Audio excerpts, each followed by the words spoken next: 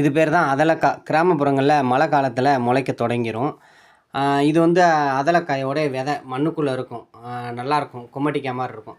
அந்த விதையை தான் கொண்டுட்டு வந்து நான் எங்கள் ஒரு ஓட்டக்குடம் இருந்தது. அந்த ஓட்டக்குடத்தை மேலே உடச்சிட்டு நட்டி வச்சேன். அப்படியே முளைச்சிருச்சு.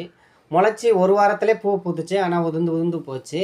அப்புறம் கரெக்டாக ஒரு மாதம் வரவும் நல்லா காய் காய்ச்சிருச்சு. பாருங்கள் எவ்வளோ அழகாக அப்படியே வந்திருக்குன்னு பாருங்கள். கொடி எவ்வளோ அழகாக மேலே வரைக்கும் இருக்குது. ஒரு ஆள் ஹைட்டுக்கு நல்லா கொடி பெருசாக வரும். நான் கம்பில் விட்டுட்டேன். பார்த்தீங்களா, பூ பூத்து உதிர்ந்து இப்போ மறுபடியும் ஒரு மாதம் வச்சோடனே இந்த மாதிரி நிறையா இருக்குது.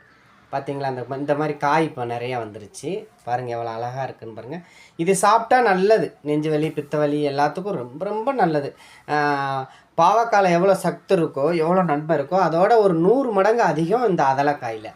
பாருங்கள், பார்க்கவே எவ்வளோ அழகாக இருக்குன்னு பார்த்தீங்களா. இது என் செல்லில் எடுத்த வீடியோ தான். பாருங்கள், இதான் அதலக்காய். சூப்பராக இருக்கும். எங்கள் ஊருக்கு வாங்க, நான் உங்களுக்கு தாரேன். சரியா?